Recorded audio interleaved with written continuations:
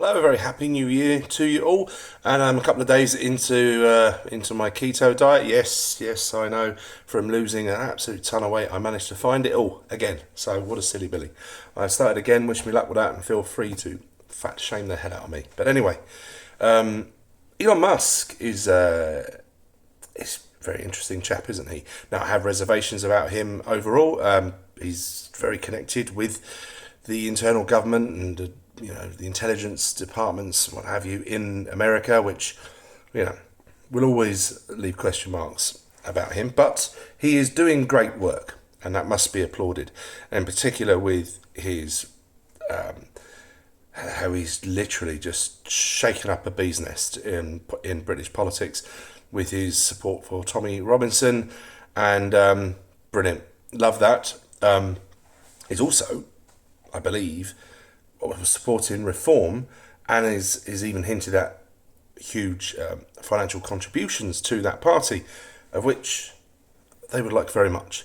The problem is the Reform Party, and obviously in particular Nigel Farage, have gone out of their way, very stupidly, to condemn Tommy Robinson and alienate a huge amount of people that potentially vote for them, put them into power. If Nigel, if you had have said something like this, things would be very different for you.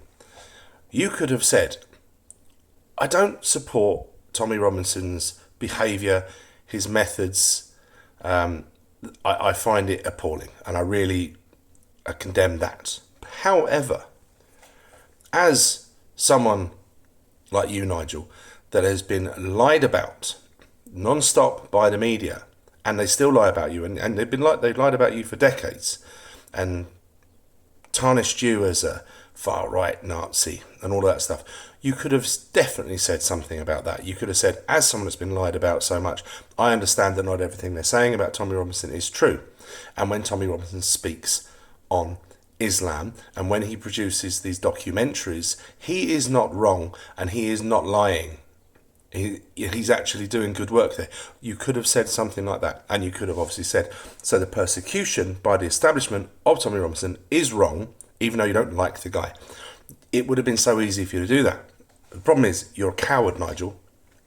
You never used to be a coward, but you've become cowardly, and I believe you desperately just want your knighthood. You want to be accepted into the establishment and basically lead the rebranding of the Conservative Party, because that's what you are. You're a Tory, Tice is a Tory, and that's that. And you're going to bring more and more Tories into your party. You're probably, as Conservative MPs migrate to Reform Party, you're just going to become the rebranding of the Conservative Party. For me, I hate that, and you won't get my support. You may get my vote if there is no one else to vote for. But the minute another party comes along that starts to get a groundswell, someone like the Heritage Party, perhaps UKIP maybe. I mean, I used to represent UKIP. I stood for a local election for UKIP. I've been in this for a while. Maybe them. If they align themselves with Tommy, bring him on board, and he recommends them and all that, then they've got my vote. And there's an awful lot of people that will migrate, voters that will migrate from the Reform Party to that party, and you would have missed your opportunity to be the leader of the country. And that will be your fault, Nigel. That is your tree, and you're sitting in it because you took that stance. It was cowardly what you did.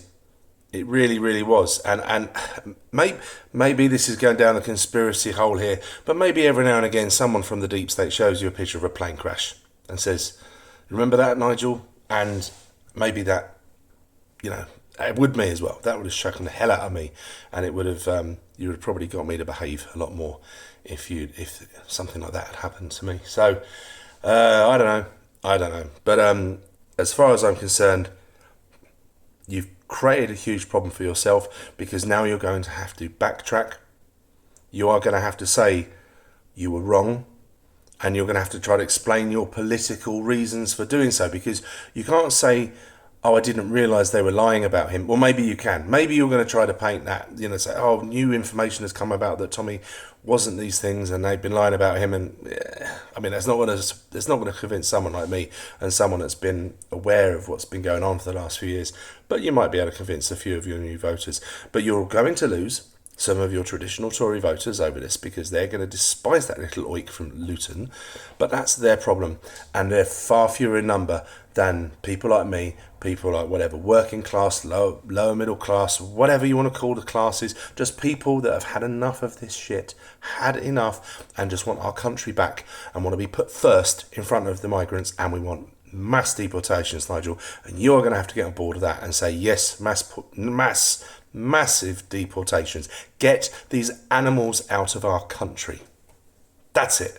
Once you say that, you will lose some people, but you will gain a vast groundswell of people that follow you, especially now as the truth is coming out. More and more people are going to be watching Tommy Robinson's documentaries, and they're going to realise, they're going to see it, and the establishment must be shitting their pants. And I love it. Anyway, Happy New Year to you all, and speak soon. Bye.